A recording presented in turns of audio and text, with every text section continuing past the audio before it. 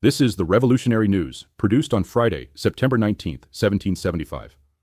I'm Anson Ingram at the Anchor Desk in Philadelphia to bring you news from across the colonies. Follow the revolution each week, exactly 250 years after the events occur. Allison Ingersoll is on assignment, so let's get into it.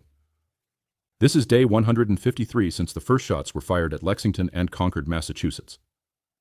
In our last episode, we reported on a probe of the area around Fort St. John by 36-year-old Brigadier General Richard Montgomery, the second in command of the Northern Department, and how he and his troops had to withdraw to Île aux Noix, just north of the fort, after being ambushed by about 100 Mohawk Indians.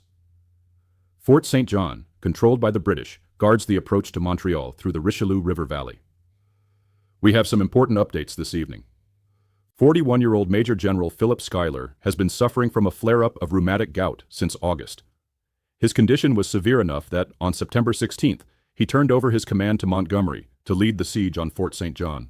The next day, on September 17th, Montgomery initiated the siege. Schuyler remains at Ticonderoga, directing supplies and dispatches from his sickbed. The outcome of this effort may determine the fate of the Northern campaign, and we may not know the outcome for weeks or perhaps months.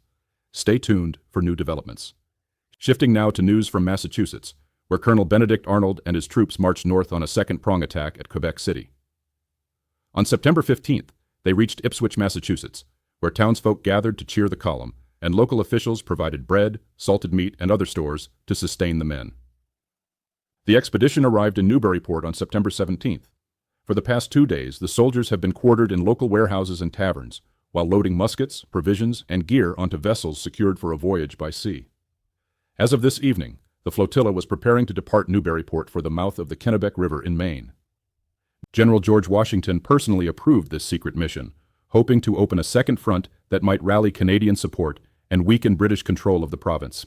And finally, here in Philadelphia, on September 16th, for the first time, delegates from Georgia took their seats in the Second Continental Congress, joining their brethren from the 12 other colonies. Georgia's entry unites all 13 colonies to the Patriot cause, signaling a growing determination to resist British oppression with one voice. Their presence is expected to strengthen Southern interest and lend further weight to congressional debate over raising armies, issuing currency, and seeking foreign support. So, there you have it, the news of the week ended September 19, 1775. Subscribe for free to this YouTube channel and follow the revolution. See you next Friday.